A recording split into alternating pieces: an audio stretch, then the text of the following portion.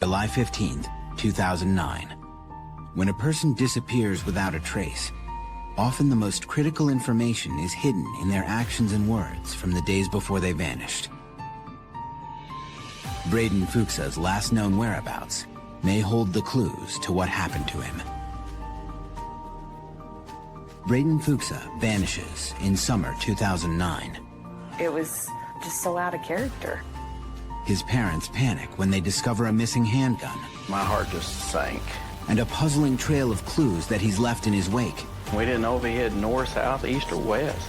Authorities discover that this young man has been guarding a dark secret. Braden was pretty freaked out about having spent the night in jail. And the search for him turns into a manhunt 700 miles away. At this point, they would probably be looking for a body. 22-year-old Braden Fuchsa is enjoying summer on his own. He's just moved out of his parents' house into an apartment in the college town of Lawrence, Kansas. Braden was really dead set that he wanted to be out on his own. He had the opportunity to move in with a individual he went to school with. They had found him an apartment, and they were going to move in together. It was a big deal for me for him to leave home, but he wanted to be independent, which we encourage. I mean, you have to let him go at some point. Braden still sees his parents often, visiting them at home in Olathe, just 20 miles east of Lawrence. He'd come over to eat and he'd come over to get leftovers. Todd likes to grill, and so that was Braden's big thing, was to grill, and he would come over and they would trade cooking secrets and recipes. Braden also stops by regularly on his way to and from work. He's a security guard at a large outdoor retailer in Olathe, not far from his parents' house. He said his dream job would be to work at Bass Pro so he could be around the fishing rods and the guns and everything. When he's not at work, Braden spends almost all his time doing outdoor activities. Braden, from the get-go, enjoyed the outdoors. We boated, we skied and tubed and wakeboard. Every free moment that we had, we were fishing. He was an outdoor person, 100%. He's been camping since he can remember, since he was a toddler. What is that? Fish. Did you catch him? He loved to fish, and he loved to hunt. Braden has an especially strong affinity for mountains, which was apparent on a family trip to Colorado in 2007. He had more fun that week. He was constantly, well, let's stop and do this, and let's stop. You know, we were hiking, and I mean, he was just beside himself.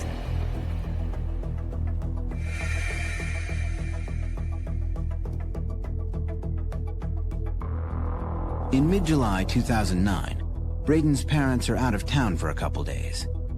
When they get back home Wednesday the 15th, Starla contacts Braden. I text him because he knew we had been out of town and told him that we were home, we had made it okay. Starla exchanges several texts with her son. She tells him that she and Todd have plans to see a film that night. I told him I hated to cut our time short, but I had to go because the movie was going to start, and I'd talk to him later. Starla and Todd spend the evening relaxing at the movies. But when they get home, they notice something odd. Todd had gotten on the computer and was looking, and he said, Braden transferred some money. It's not a big deal. It's usually one of the type of situations where Braden or a daughter would call and say, I'm short on money, I don't get paid till Friday, can you float me some money? And it happened all the time. But this time, the amount that Braden has transferred is much higher than usual.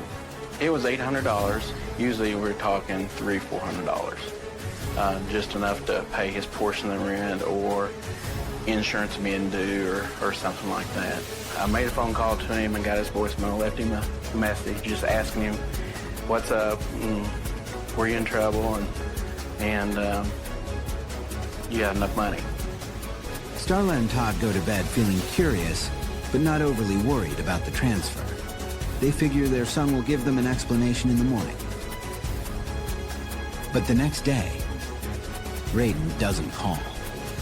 Thursday came around, still hadn't heard from him, and it wasn't like Braden. Starla and him were very close. They text back and forth daily. Then, another day passes without word from Braden. His parents spend the rest of the week searching for him, making a routine of calling regularly and driving by his apartment and work to look for him. We didn't know what was going on. We just bound and determined we were going to keep up the ritual of, going to his hangouts and try to find him. Although Braden's parents are very worried, they don't call the police, wanting to respect their son's newfound independence. But they do reach out to his friends, including his ex-girlfriend, Elena Ryan. The young couple dated for almost 4 years, breaking up only a year and a half earlier. I spoke with Starla and told her that I had seen Braden at a gas station in town. But it was a very brief interaction, just kind of a hi, how you doing sort of thing. He didn't seem overly eager to talk to me. And because he had been trying to pursue a reconciliation prior to that, that seems a little strange. Is only hours before Starla's last text with her son, on Wednesday, July 15th. His parents' concern grows. You can imagine the worry. We were both a wreck.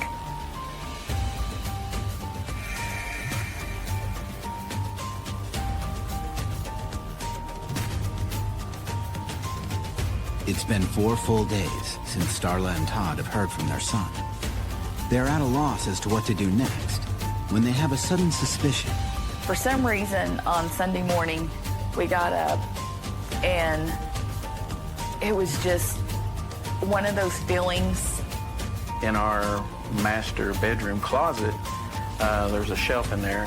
We kept a 9mm in the closet for protection. Our granddaughter had been there 2 weeks before, and I had put it up high in the closet so that she could not get it. So I had just seen it the week before when I'd went and checked on it. So I seen the gun case there up on the shelf, and I don't know why I did it, but I just grabbed a hold of the gun case itself. It was empty. And my heart just sank. Only family members know where the gun is kept. Todd and Starla are sure that Braden has taken it. The gun was gone. And we become very nervous, and Todd said, we're gonna file a police report now. The search for Braden takes on a new urgency. Where did he go? And why does he need a gun? It's the worst feeling in the world. Our stomachs just dropped. Coming up, Braden's parents are prevented from filing a missing persons report for their son. Our emotions were extremely high at that point. We didn't know what else to do. Have not seen or heard from their 22-year-old son Braden in 4 days, despite repeatedly trying to contact him. But the alarms really go off when a handgun goes missing from their home. The minute we discovered the gun was missing, we went straight to the police. But at the Olathe Police Department, the Fuchses are not permitted to file a missing persons report for Braden because he is over 21 and no longer living at home. Our problem was he was an adult. He's still our child, but they don't see it that way. They actually told us since he was living in Lawrence with a roommate, the roommate would need to be the one that submitted the report. And it was kind of frustrating because our emotions were extremely high at that point. We didn't know what else to do. Just in conversation, I mentioned that, well, he's got my pistol. That changed the whole subject. They automatically took our report and filed it. Braden's parents give police a detailed description of their son, his vehicle, and the handgun. Detective Kenton Thompson is put on the case. I reviewed the report that we had this missing 22-year-old man, and that he basically had just disappeared. We've got the handgun gone from his parents' house, so obviously now we've got this concern of what's that about. As Detective Thompson begins his investigation, Braden's parents go home and wait. But they can't stop thinking about the gun. You don't know if he was going to hurt himself, if something went wrong and he was protecting himself, if something had happened to him and somebody was after him. You just don't know. Braden's parents are confident that their son is an experienced gun user. He's been using a gun since he was big enough to walk. He was hunting by the time he was 5. But they also know that the gun that Braden took from their house is not meant for hunting. A lot of police carry 9mm. It's more for target shooting, and it's more of a protection gun than anything. Braden's former girlfriend Elena is mystified as well. Braden had his own guns. He had his own handgun. I know he had one in Lawrence. Why would he take his dad's handgun instead of his own? Looking for information, Braden's parents try calling the last people to have contact with their son. Braden's cell phone was part of our account, so I had access to his records. And we took like the last 20 numbers, and he texts them. You know, this is Braden's dad. Haven't seen Braden in a little while. Can you please call me? At first, no one responds. But slowly, calls start coming in, including one from Braden's roommate. He called, and him and I visited a little bit, and he didn't know where Braden had gone. But his roommate does know something else. We found out that on Wednesday, Braden grabbed his bag and told his roommate that he was coming over to Olathe to spend the night with Todd and I, with his parents. But Braden's parents were home on Wednesday night, and Braden never showed up. To say that he was coming to our house was nothing big, and the roommate wouldn't have checked it out. We wouldn't have thought anything about it. Given Braden's lie, his parents tried to pin down their son's actual movements. We knew he had been at our house at some time because the gun was missing. We have the neighbors across the street, and we went over and asked them if they had seen Braden, and they said yes, they had seen him at the house that morning and said he was there about 15 minutes or so. He had pulled in, waved to him, you know, hollered hi, went into the house, and come back out and waved to him again and got in his car and left. So that was about 10:30, 10:40. It was later that same day that Starla last texted with Braden. His cell phone bill indicates that Braden didn't call or text anyone else after that point.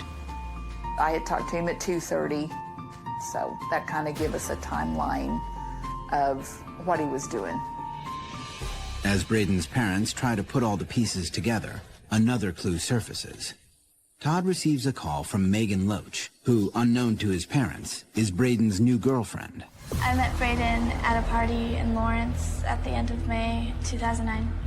Braden is really funny. He's the center of anything. Everybody who was at the party was there for Braden. Everybody knew Braden, and he made me laugh. I instantly liked Braden, and I think he instantly liked me. Megan and Braden have only been dating for 2 months, but she feels close enough to him that she is disturbed by his behavior the last time they meet, the night before he disappears.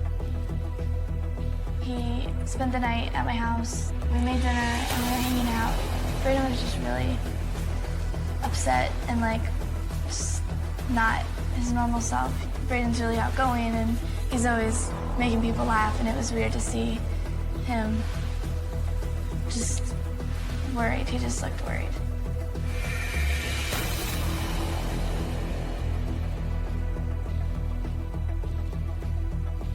The next morning, Wednesday, the day he disappears, Braden leaves abruptly. I think it was about mid-morning. Braden got up and left, and he usually doesn't leave without saying goodbye or something, and he usually hangs around. And then I had heard a car start in the parking lot. So I looked out my window and he was pulling out. So I texted him and said no goodbye or not saying goodbye anymore or something. Braden just texted me back and said goodbye, Megan.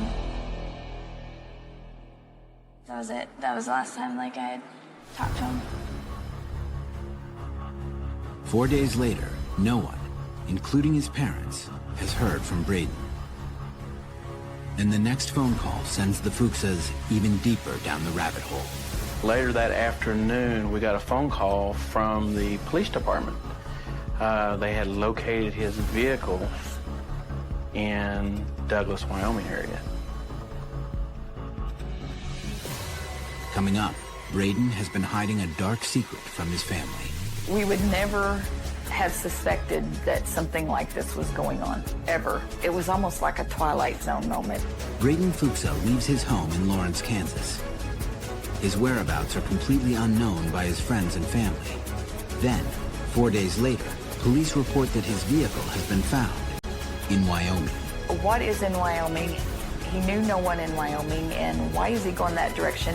What was causing him to go there? We were just a little dumbfounded, to be honest. There was a lot going through our minds.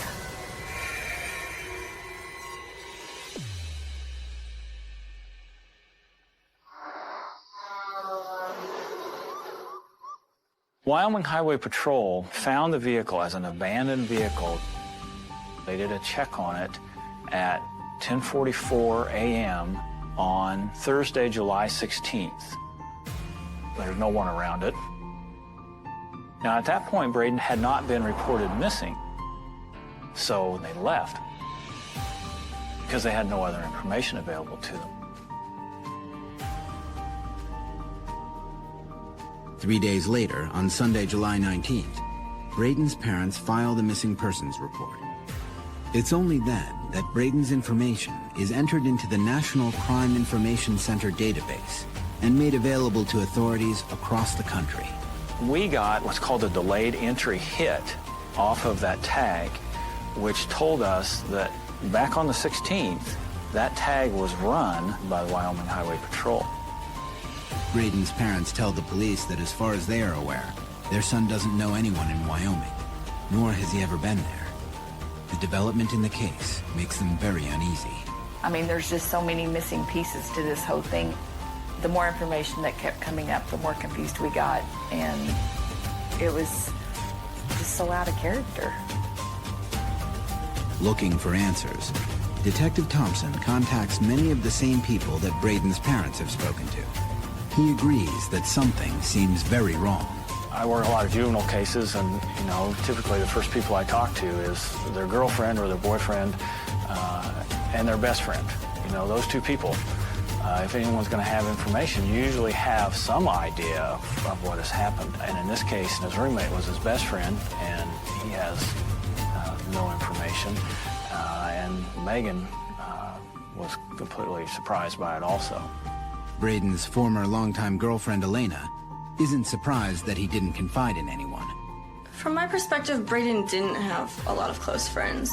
He was a sweet, sweet guy, but he was very quiet. I don't know if I would call him shy, but he was just very quiet and didn't put himself out there. But Braden's new girlfriend has a differing account of his character. Braden was a very outgoing person. I'm kind of shy, so Braden definitely had to be more outgoing to get me kind of out of my shell. It's weird hearing about someone that you were so close to in a situation that you never expected.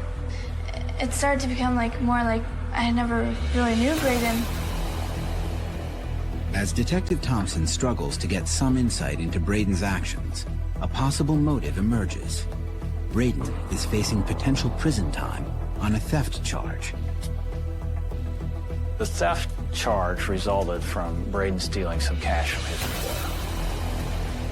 It was a felony level theft, which means in Kansas it was over $1,000. Braden's parents were not told of their son's arrest when they filed the missing persons report. When police called to notify them, they're stunned. We were very shocked. He'd never been in trouble, ever. I don't know if he'd ever even had a speeding ticket. He was not that kind of kid. Braden is a straight, go-forward kid. When he was in trouble, his mom usually knew about it. He would confess. So, just anything to happen like that was just, it didn't happen with Braden. But as Braden's parents think back to their son's behavior, the recent transfer from their account, as well as some earlier events, they begin to recognize signs of his growing money problems. Towards the midsummer time frame, Bass Pro had cut his department to a limited amount of hours, and it left him with 8 hours for the entire week. Still, Braden manages to keep his true financial state under wraps. Braden reinforced us that he had enough side jobs that he was getting by. But in reality, Braden's financial troubles are quickly catching up with him. His roommate told me in June, Braden was late getting his share of the rent to him. He didn't think a whole lot about that at the time. But then in July, he was late again, and you know, like a week late. As Braden's parents later learn, their son is so desperate for money that a week before he disappears, he dips into the till at work and gets caught.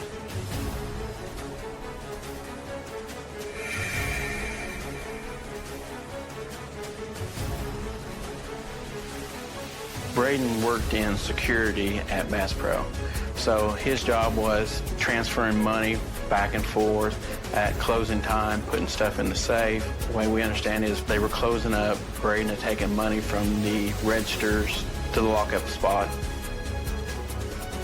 They confronted Braden when he come into work the next day. Braden said, yeah, it's back at my apartment. They brought in the police, talked to him a while, he confessed everything, and the police actually took him back to Lawrence to pick up the money. It's my understanding that he returned nearly all of the money. I don't think quite all of it, but nearly all of the money. Despite his cooperation with the law, Braden is immediately taken into custody. After that initial report was made, he was arrested. He was taken directly to the Johnson County Adult Detention Center. Braden spends the night in jail. He is released the next day, but according to Braden's roommate, the harrowing experience of being locked up stays with him. Braden was, quote, pretty freaked out about having spent the night in jail. Being arrested, you know, for him was a pretty major life event and was distressing for him. Braden was scared. I think when he got arrested, they had exaggerated how much trouble he was in, and I think that Braden he's never been in trouble before, and he was just really frightened by that. And he thought he was going to go to jail for, you know, a couple of years. Braden is due in court for a preliminary hearing on July 16th. But as the date approaches, Braden appears to set a plan in motion. When he left his apartment on the 15th, he told his roommate, I'm going to go spend the night with my parents in Olathe. Okay? That was Wednesday night. He had court the next day. Well, that is actually when he left.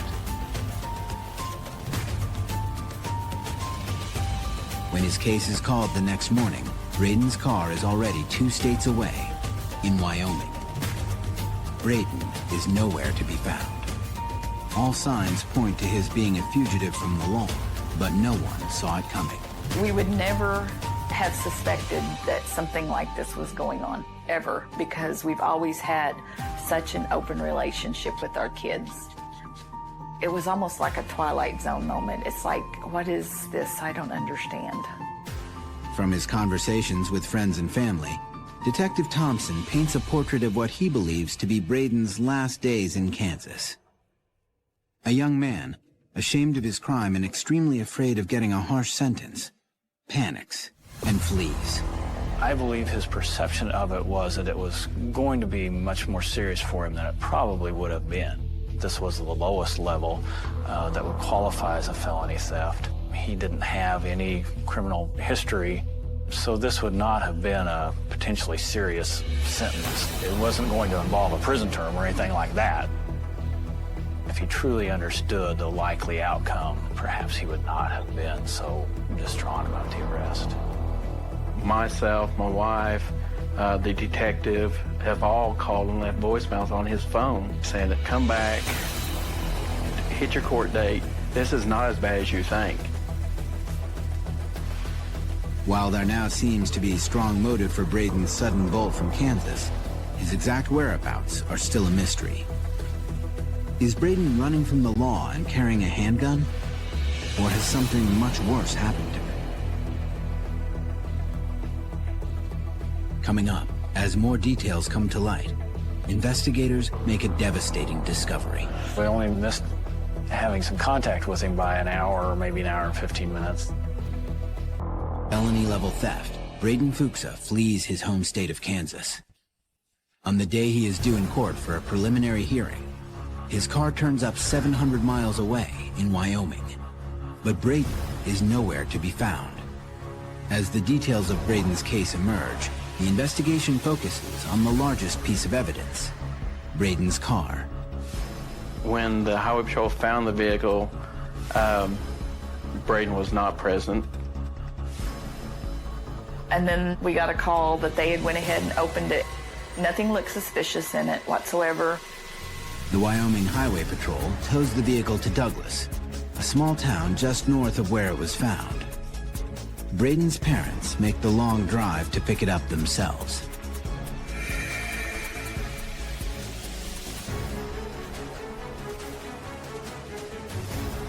Starla and I left early Friday morning and drove the entire route to Douglas.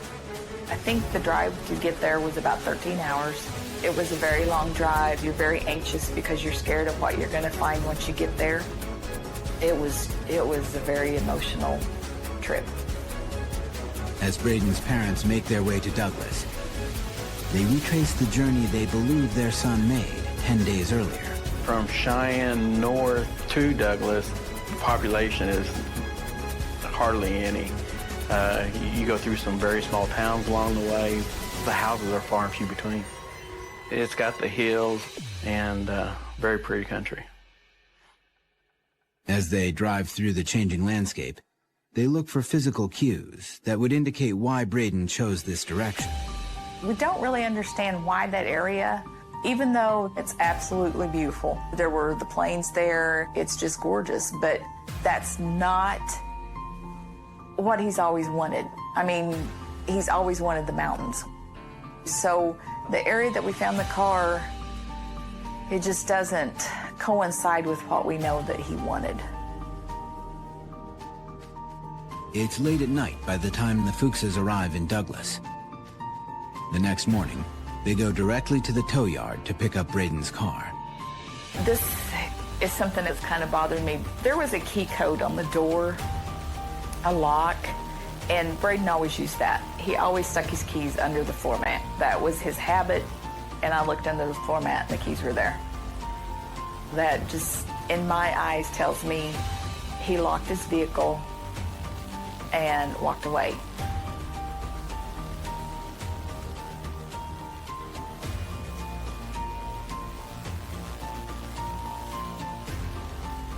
As Starla and Todd continue to look through their son's belongings, the more convinced they are that Braden willingly left his car behind. The clothes looked like he had went through the bag, kind of trying to sort out what he was going to take and what he wasn't going to take. Because Braden has so recently moved out of his parents' home, Starla and Todd have a good idea of what items he might be carrying with him. His cell phone was missing and he took his wallet. The boots were gone. There was a pair of jeans, so that tells me that he had one pair of jeans, the pair he was wearing, the boots, maybe a couple t-shirts, and the gun was missing. But why Braden abandoned his car baffles detectives.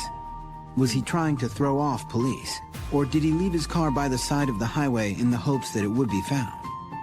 I quite honestly just cannot make sense of that. I don't know why he would abandon that vehicle that way where he did, because you certainly know it's going to be found. I mean, that's probably the easiest place to find a vehicle. You leave alongside the interstate, you know the highway patrol is going to come by and stop and check on it. Upon their return to Kansas, the Fuchsas hand over to the Olathe police several items they found in the car. One of them leads Detective Thompson to a key witness. It was a receipt from a tire repair place out of Wheatland, Wyoming. That receipt indicated that he had purchased a used tire, and of course it had the company's name and phone number on it. Detective Thompson calls the garage and is able to speak with the mechanic who saw Braden.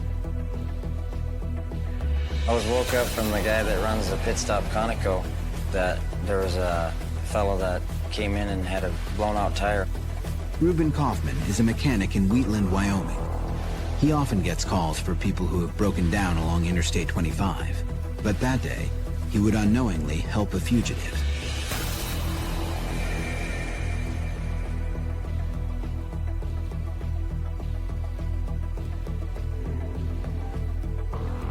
I got the phone call around 5:30, 6 o'clock. His tire blew out at the Bordeaux exit, south of Wheatland, exit 67. He wanted me to run down there and put another tire on it and come back and pick him up and take him back down there. Ruben drives down the interstate and finds Braden's car on the side of the road. The tire had blown out. It was literally shreds. I mean, it looked like it'd blown out at high speed. There was no fixing it. It was just shredded. Ruben replaces the blown-out tire, then returns to the pit stop to pick up Braden and bring him back to his car. He seemed like a nice, clean-cut man. You know, very nice people person. As the two men make small talk, Braden shares with Ruben information he has kept from everyone else. I asked him where he was going. He said he was headed for the university in Billings. Billings, Montana, is 400 miles directly north of Wheatland. It made sense because that's the route you would take to go to Billings. It was Interstate 25. But according to Braden's parents, their son wasn't planning on going to school, nor does he know anyone in Montana. Nevertheless, they admit that their son has long been obsessed with the state. Braden was infatuated with Montana, and Billings would have been where he wanted to go. He at one point had checked into finding out more about the game warden system in Montana. He wanted to be outdoors and in nature. That was his goal. It was kind of an uncanny obsession, but he was real into John Wayne movies. And so I think he just saw Montana as scarcely populated, lots of nature. He could fish, he could hunt, he could do all the things that he loved. And that was the place to do it, I guess. Slowly, a theory begins to take shape. Braden, running from the law, decides to disappear and start a new life in Montana. When Wyoming authorities examine the area, the theory gains strength. From where the vehicle was found, along northbound I-25 south of Douglas, at some point on up the road is a truck stop. You know, it was a very short walk to the rest stop. And with Braden's personality, he could walk up to somebody and strike a conversation in a heartbeat and wouldn't have a problem talking his way for a trip further up the road. The search for Braden is now broadened to include Montana and beyond. Well, we did contact the chief of the police department for the university there in Billings, and then we also contacted Billings, Montana City Police Department. We made a poster, we distributed it along that known route. In other words, Kansas, Nebraska, Colorado, Wyoming, Montana, and even into Canada. Detective Thompson is also able to create a more exact picture of Braden's flight out of Kansas. My belief would be that he just drove through the night on the 15th. From kind of the time frame that Ruben has given me, he had the blown tire approximately 10 miles south of Wheatland. He got back on the road with the vehicle fixed somewhere around 8 o'clock, continued northbound on I-25. Oddly, Braden then abandons the car less than an hour's drive north of where he got the flat. Shortly after that, the Wyoming Highway Patrol comes across the vehicle. You know, the frustrating thing there is that, you know, we only missed having some contact with him by an hour or maybe an hour and 15 minutes, an hour and a half at the most, between when he left the vehicle and the time that Wyoming trooper stopped to check on it initially. An hour earlier, and Braden might have been intercepted. Instead, his absence is going on 2 weeks. Disappointingly, the expanded search for Braden does not produce results. Even though we tried to get information distributed as widely as we could, there was just no further leads, no contact.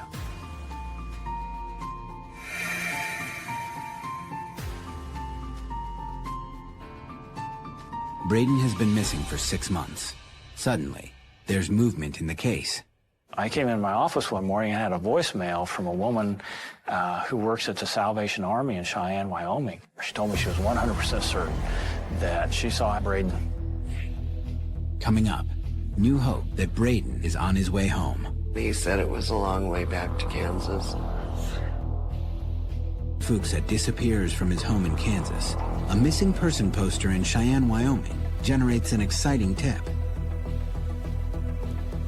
Linda Curl works at a Salvation Army soup kitchen, where she sees many down-and-out transients. She is certain that Braden was one of them. We put bread out for the homeless or the low income or whoever needs it. And this particular day, we'd had a lot of bread, so we told him, take as many as you can use. It wouldn't fit in his pocket, so he was sticking it under his arms and trying to hold 3 or 4 loaves instead of just 1 or 2.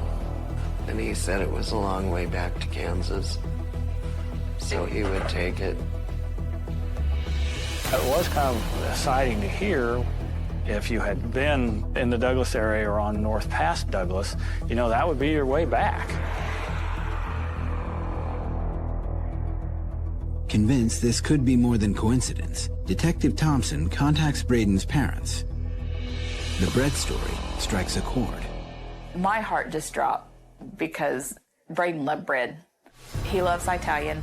It was terrible because you try to make the bread and he was stealing it all the time. You know, I mean, he would eat it before we even had it toasted.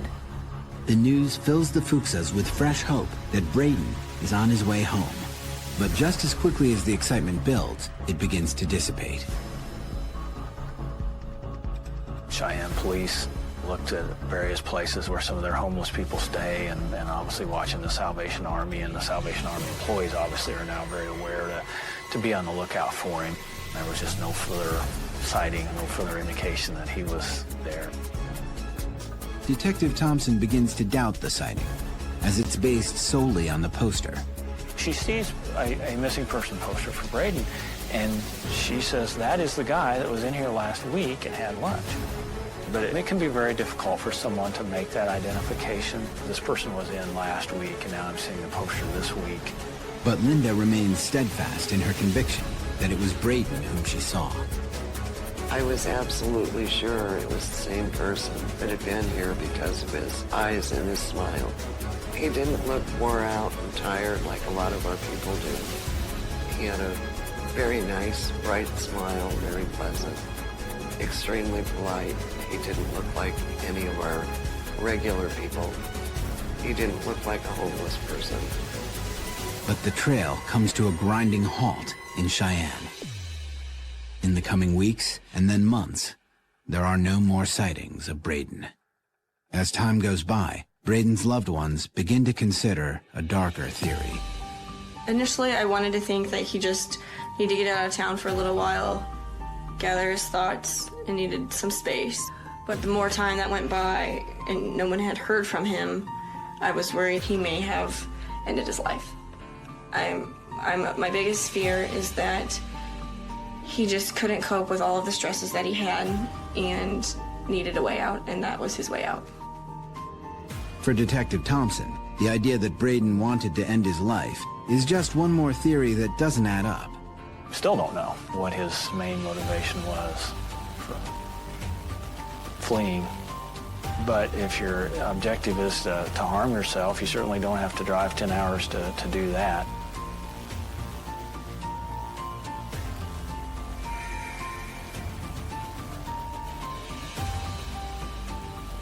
"11 months have passed since Braden's disappearance, frustrated by the lack of new clues in the case.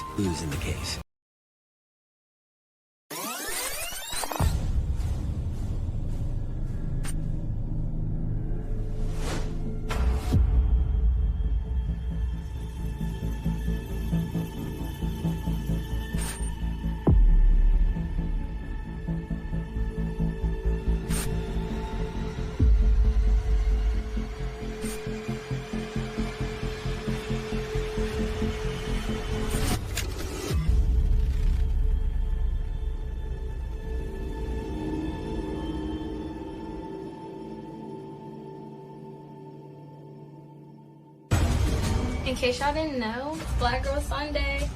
Celebrate your girl. Or not. It's whatever. We hear about a lot of missing children, but there was something really different about Alexis. She was this social media star. That was one of the alarming things. Does she have a stalker? Somebody following her?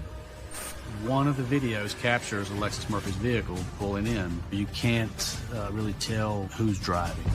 It was definitely unlikely that Alexis drove her car to some random movie theater in Charlottesville. It was still a lot of questions going through my head. What happened? Where is she? Alexis has virtually disappeared off the face of the earth.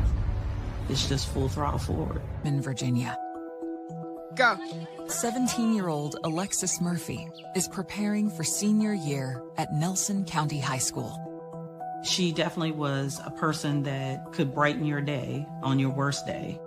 My name is Trina Harmon Murphy, and Alexis is my great niece. She was just an incredibly humble, genuine person. She was the total package. I'm Jasmine Murphy, and I'm Alexis' cousin. She was looking forward to her senior year playing volleyball. I did assistant coaching with her for 2 years.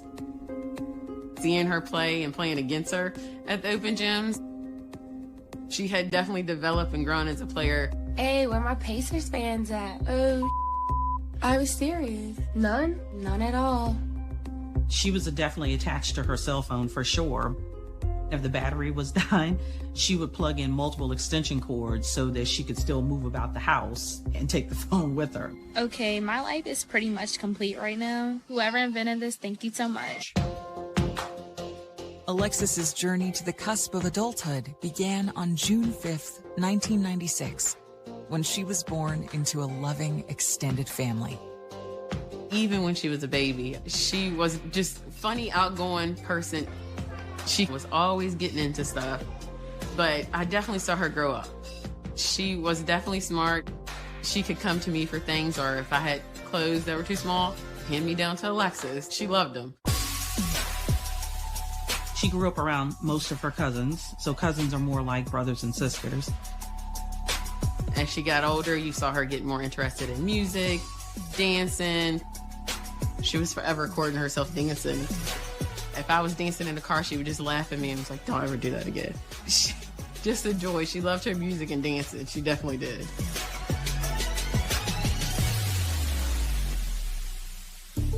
Alexis and her friends spend their free time at a local destination, Liberty Gas Station. The gas station that has the McDonald's connected to it was definitely like the teenage hangout spot. Alexis went to that gas station every single day. It's a rural county, you know, the gas station is just kind of where kids hang out. Alexis's social world, however, extends far beyond Shipman, Virginia. My name is Katie Love, and I was an investigative reporter covering the Alexis Murphy case. In 2013, we're just starting to understand the power of Twitter, and Alexis got it right away. You knew what she was up to because she would tweet it. In case y'all didn't know, it's Black Girl Sunday. Celebrate your girl. Or not. It's whatever. The average teenager probably has a couple hundred followers. Alexis was completely different. We're talking about 12,000 people who just wanted to know what she was up to. She was this social media star. Gotta go feed the dogs. Don't nobody feel like doing that. Bring your ass here. I haven't even named whatever. We would joke about it. She's like, I don't even know how they're following me. I'm like, well, they obviously like what they see or what you're doing. On Wednesday, July 31st, Alexis hangs out with her cousin, Jasmine. After volleyball camp, I had asked her to ride with me to Madison Heights to get my eyebrows done.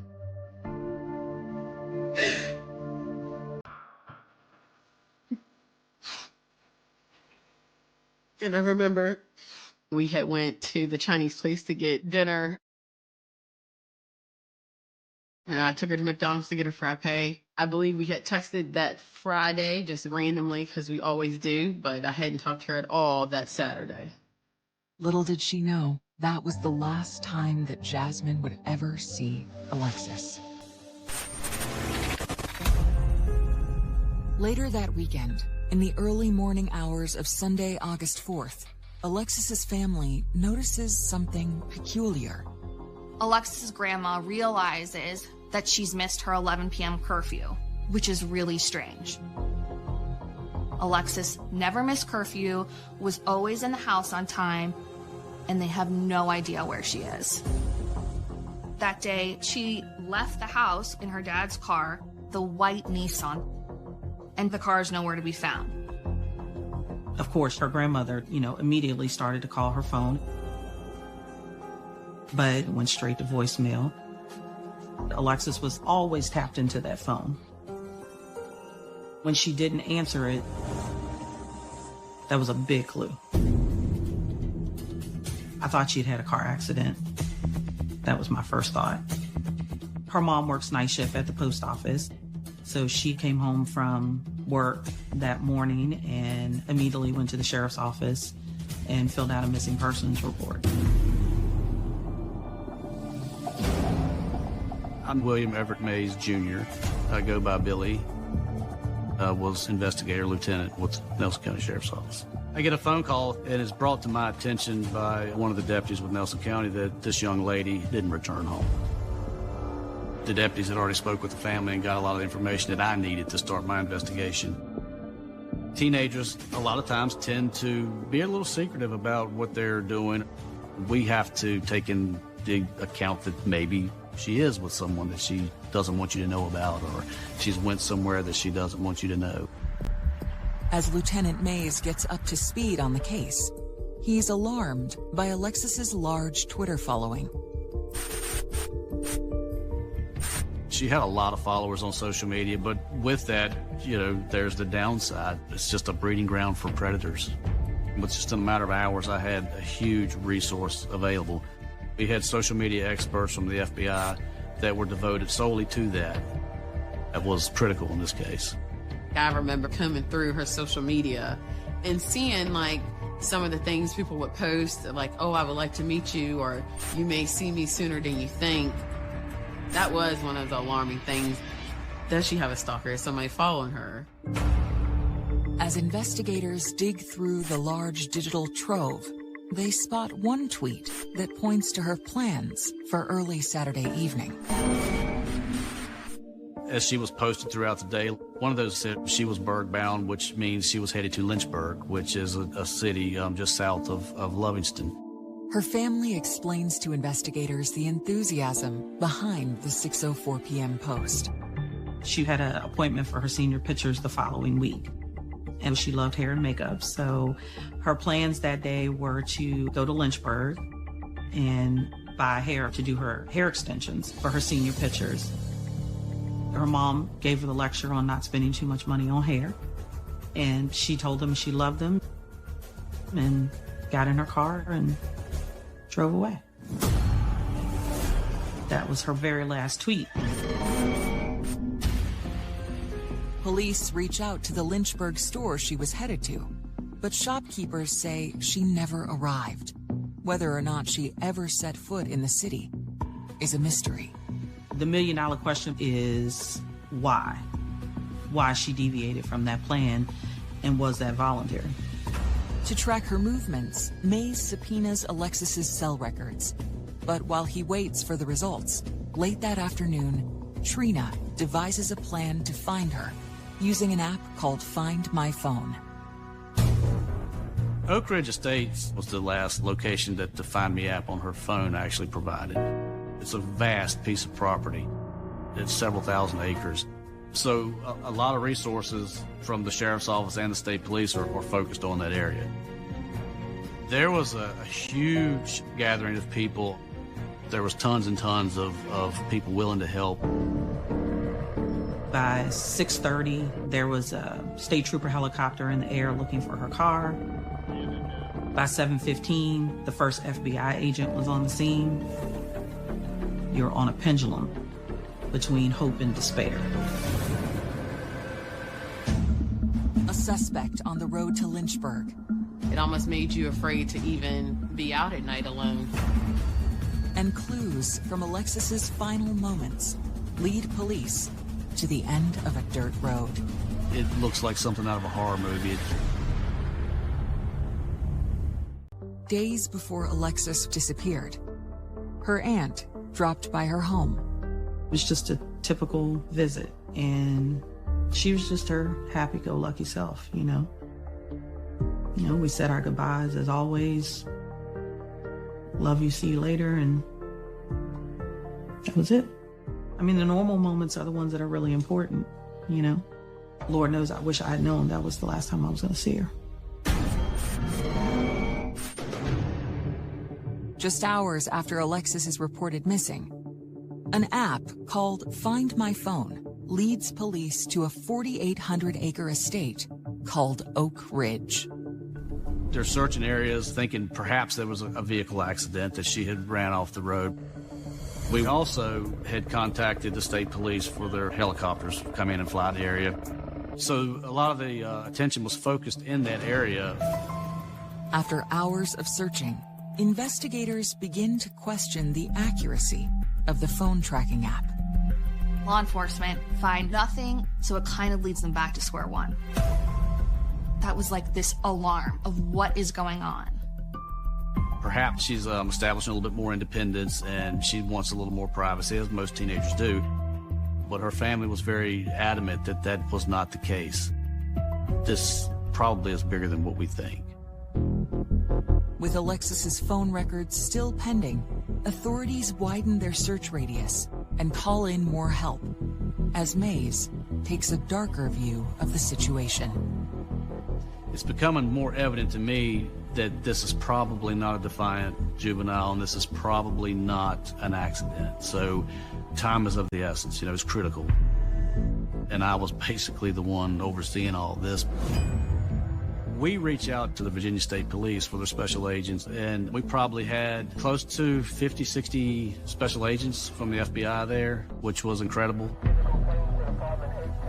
I definitely saw that this was something serious now, more serious than we had thought before. As the investigation intensifies, the Murphy family's plight explodes into the spotlight.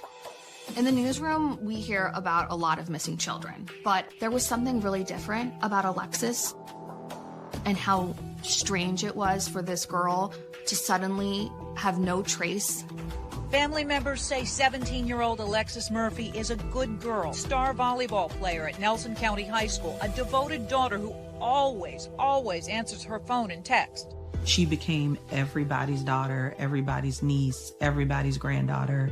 But Laura Murphy has been unable to contact her daughter since August 3rd. Somebody knows something. If it's the littlest thing that they may not think is important, it is. It allowed people to connect with her family. It was amazing to see how many people organized search parties after search parties looking for Alexis.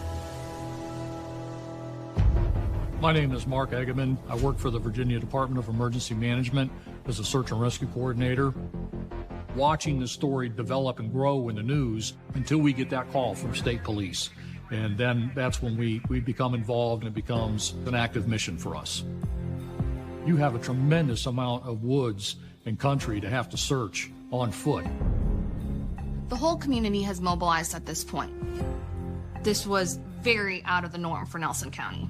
It's unclear at this point if investigators have found anything of use for them as they continue to search for Alexis Murphy. In the midst of this publicity, law enforcement scrutinizes the road Alexis would have taken to Lynchburg. In recent years, it has been the site of a rash of mysterious crimes. Last count, I believe it's 32 young women and men that are missing on some portion of the 29 corridor. There's something going on for sure on the 29 corridor that needs attention.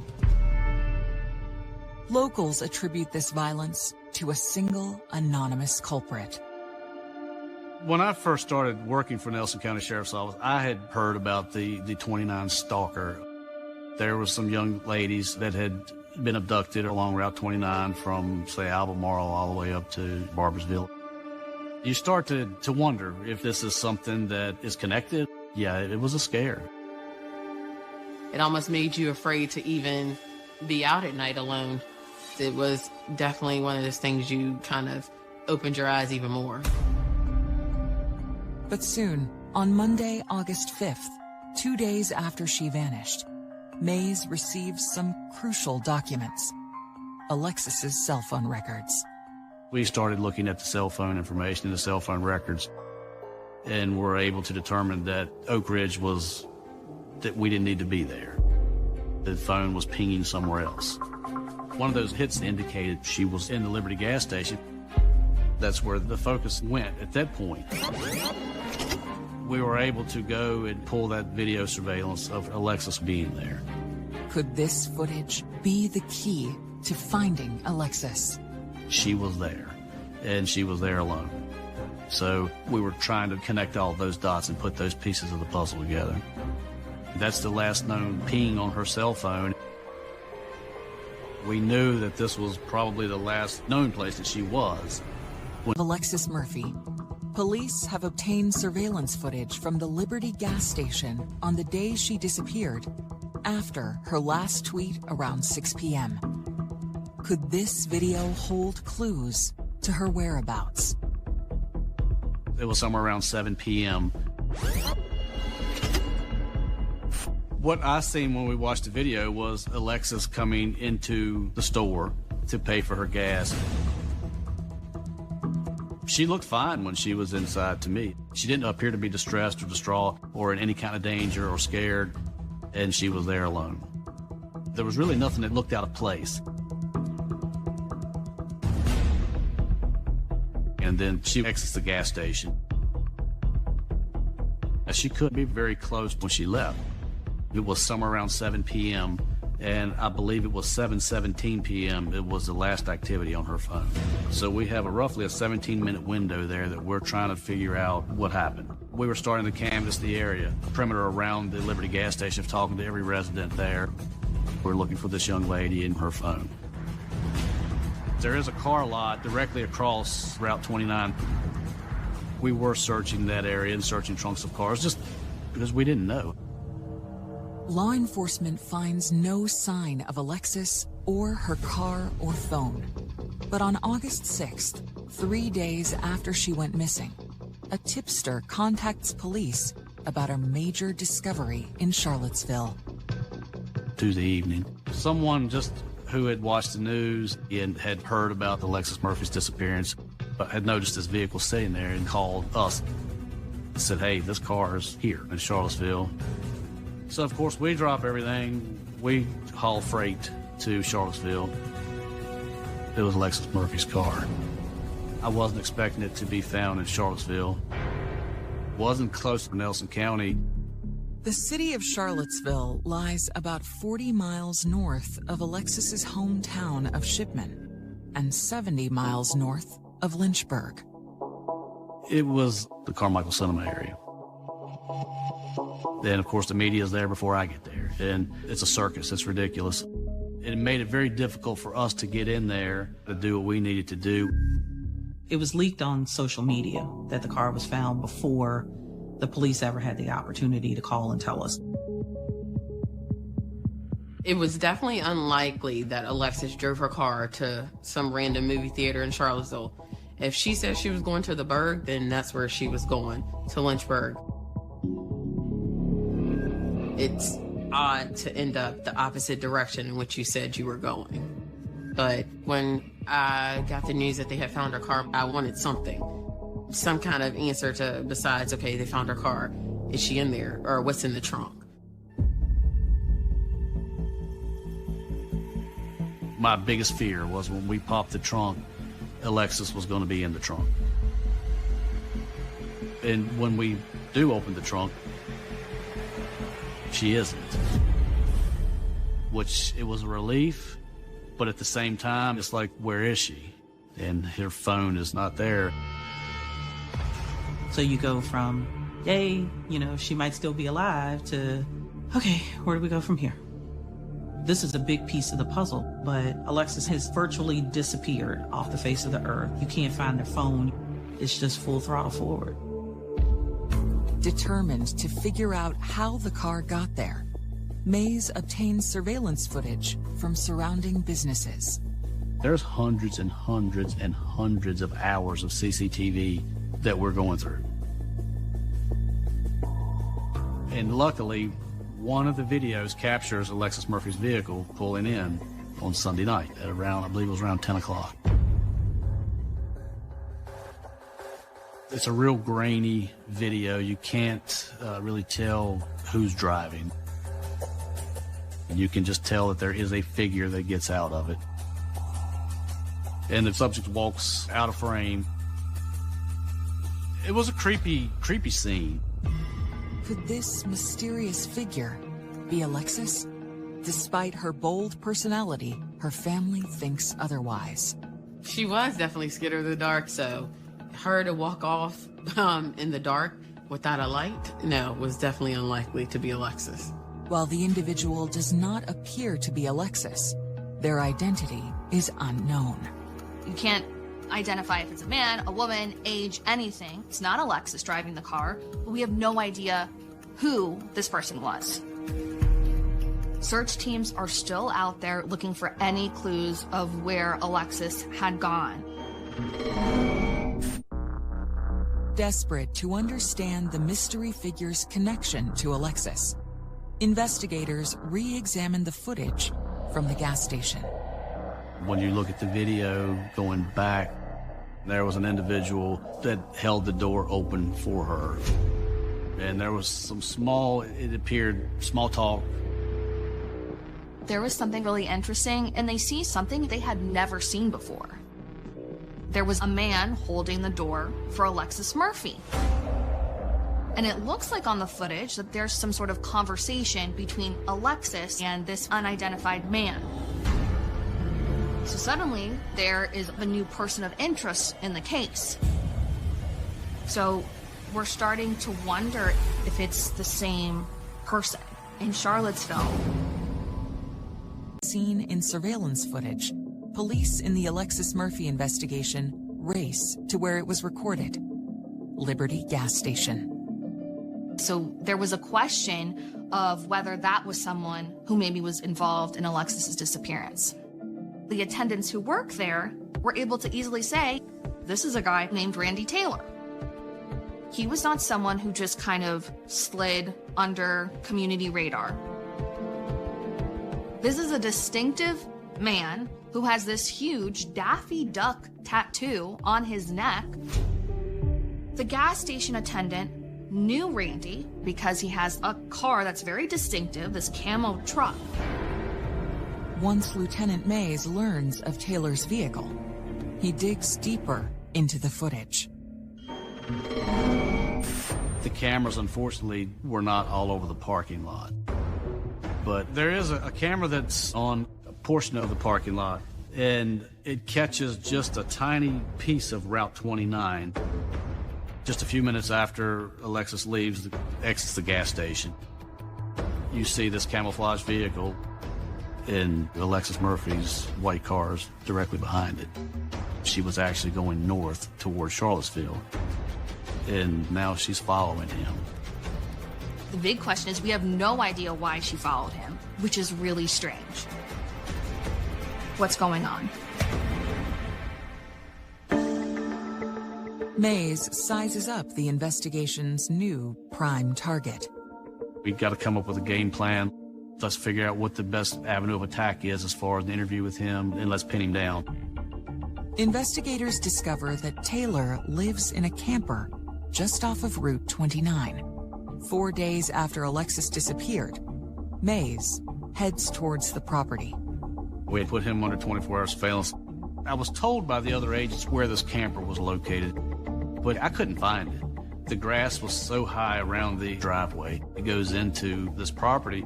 So I finally locate this road. We pull in, and we're basically walking up to this thing. It's just an old abandoned house. Then there's this blue and white camper. It looks like something out of a horror movie. I remember knocking on Randy's door, and he opens the door. We explained to Randy why we're there. And I basically asked him about being at the Liberty gas station. We were looking for this young lady, and he said he had no knowledge. He's never seen her, didn't know her, wasn't at the Liberty gas station, had no idea what we were talking about.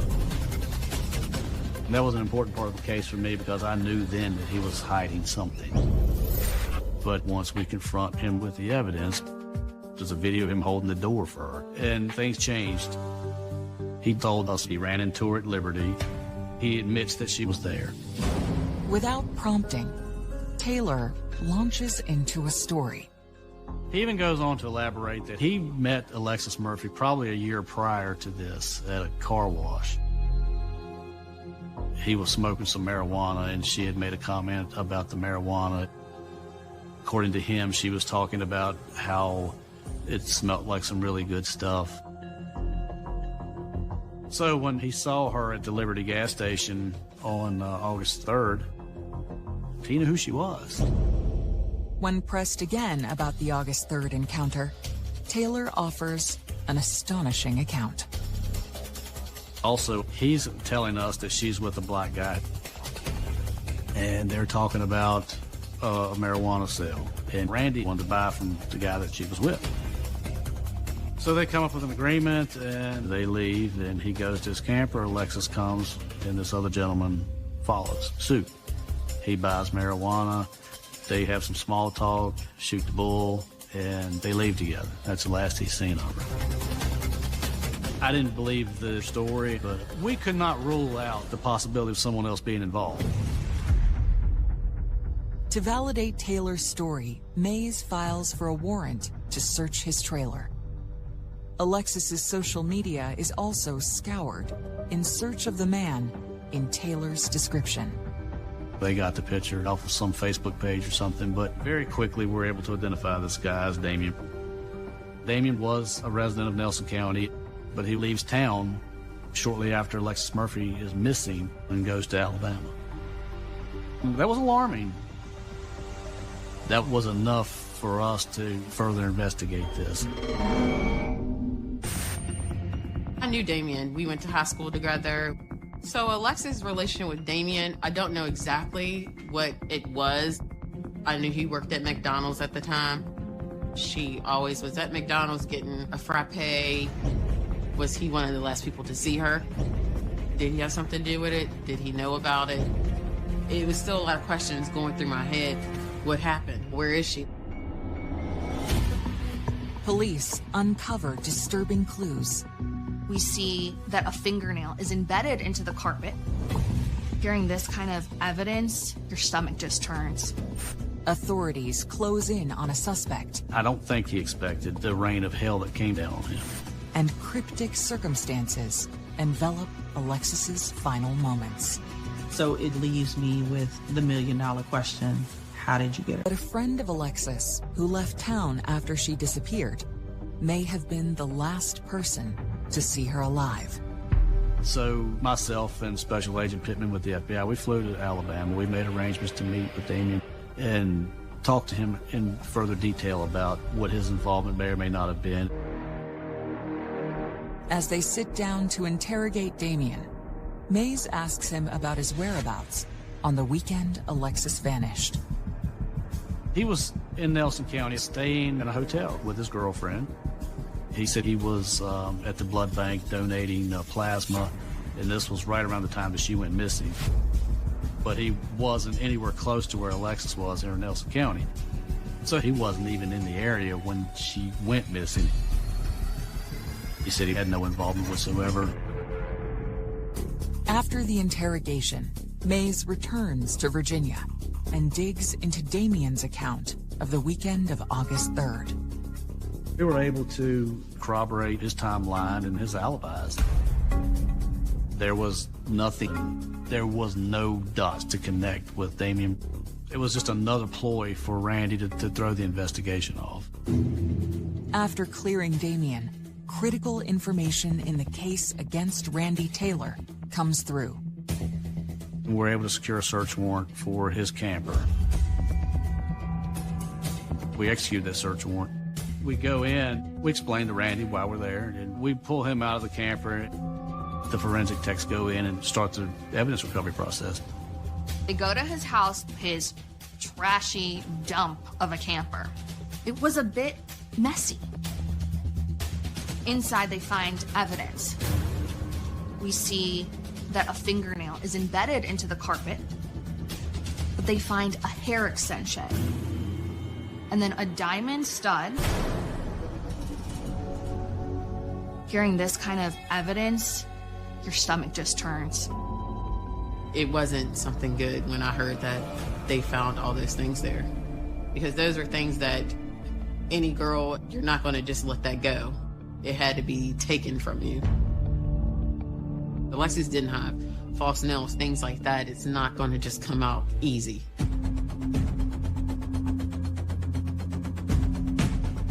The evidence is sent for DNA testing. Then, authorities search the grounds around the camper for Alexis's body. Behind the property, there was just all kinds of garbage and trash that had been piled up, and there's a mountain. And behind the house, there's a trail that goes up the mountain. We searched the side of the mountain to see if he's taken her up the mountain. It was a very difficult search. You know, everybody's getting ate up by ticks and chiggers. We blanketed that side of the ridge, and we have nothing. No indication that anybody had been up there, no four-wheel tracks, nothing. Her cell phone was still missing, and she's still missing. We were still hopeful that we could find more evidence. So I actually reached out to administrators with the Department of Corrections and inquired a little bit more about these cell phone dogs. We learned that law enforcement is using canine dogs to sniff a very specific adhesive found in phones. We start to see canines sniffing Randy Taylor's camper. These law enforcement dogs are smelling some sort of scent, and they find Alexis Murphy's phone just 70 feet from Randy Taylor's camper. It's broken. It looks like someone's tried to take out the battery. Finding Alexis's white iPhone was the nail in the coffin. This was her lifeline. I have that on your property, and she's not here. Something terrible has happened. So I really think that pretty much sealed the deal. I went ahead and arrested him for abduction with intent to defile. He looked like a ghost. I mean, like a deer in headlights. I don't think Randy expected the rain of hell that came down on him as fast as it came down on him. After the arrest, Mays seeks out the Murphy family for a difficult discussion. So a decision was made to set the family down and tell them we don't think she's alive and we want to go forward with a murder charge. And to do that, we had to have their support and understanding that she is dead. I think we had to agree with the evidence that was presented before us, because obviously the evidence was there, right? And we can't find her. She has had no contact with her family. That was kind of the defining moment to know that chances are she wasn't here anymore.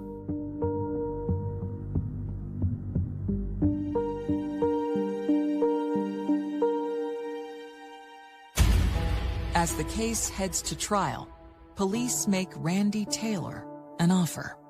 Before the trial, law enforcement offered Randy Taylor a deal, 20 years if you just tell the family where Alexis Murphy's body is.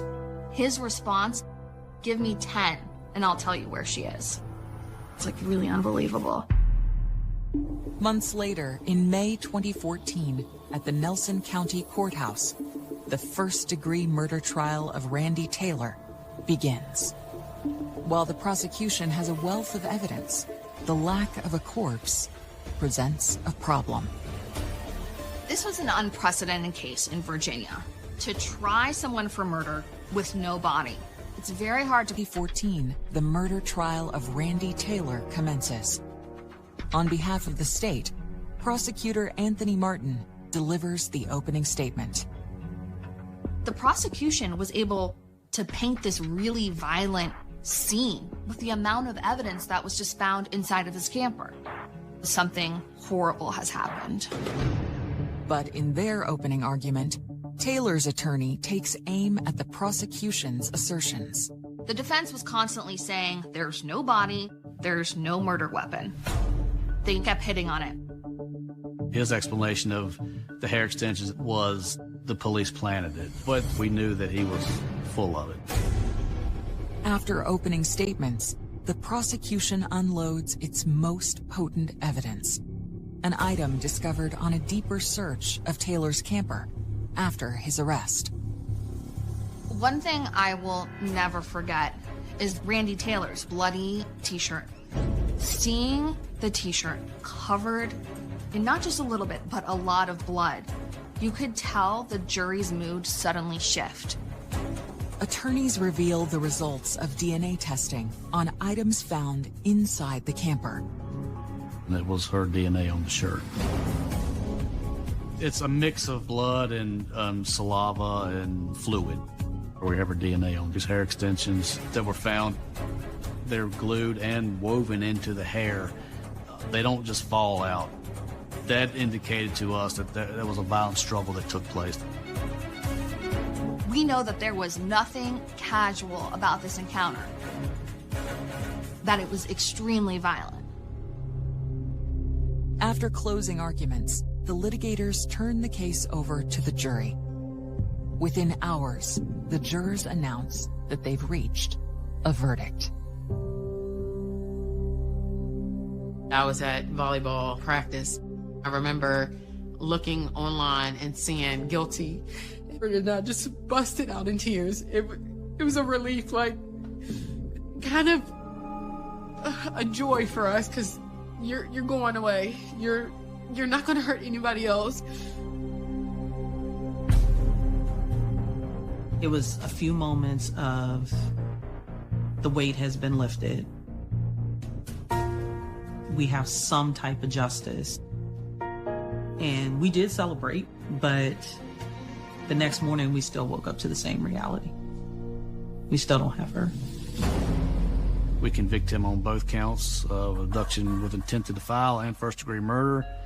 And as the jury is leaving to go sentence him, Randy stood up in open court and said, "I'll take the original deal of 20 years and tell you where she is."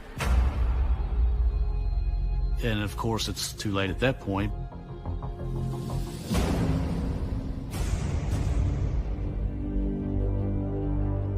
He ended up with 2 consecutive life sentences and is currently at Red Onion spending the rest of his life in prison. So, in the case of Taylor's continued silence, anger and mystery linger over what transpired in Alexis's final moments captured on video.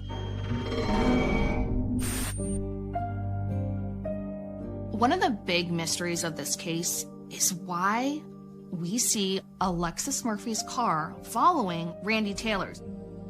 We have no idea why she followed him.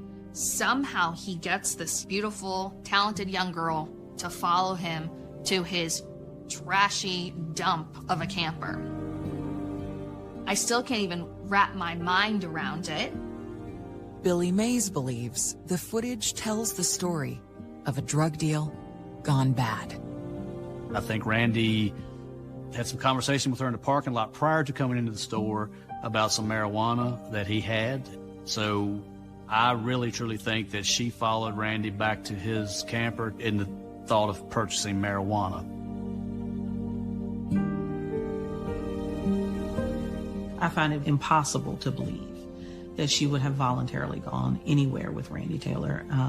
Alexis didn't have to go with Randy Taylor if she really wanted weed. So it leaves me with the $1 million question: how did you get her there? Despite Taylor's conviction, he refuses to reveal the location of Alexis's remains. I can't go put flowers on my niece's grave. I can't take little pink trinkets, which was her favorite color, to put at her grave. So I will continue to look for her until I'm either not here or she's found. Whether or not Alexis's body is ever found, her family and community will never forget her. I still think about Alexis all the time. Her face is on my refrigerator. I have a t-shirt with her face on it. My daughter, who I now have, will know about Alexis. There was such a bright future ahead for this young lady. I grieve the what ifs the most, you know. Where would she have gone to college? What would she have majored in? Would she have met the love of her life, in school? Would she be married? Would she have kids? It's still unreal because it's like, how can this happen to her? You kind of sit back there and wonder, what if she stayed home that day? What if? It's always that question of what if. And they'll always remember their final moments with Alexis. I remember we had went to the Chinese place to get dinner, and I took her to McDonald's to get a frappe. It's one of the things that I always think about, especially when it comes up the anniversary date of her going missing. The last time I saw Alexis was the weekend before she was abducted. I mean, the normal moments are the ones that are really important. Family gatherings and parties and celebrations and regular moments. We said our goodbyes as always.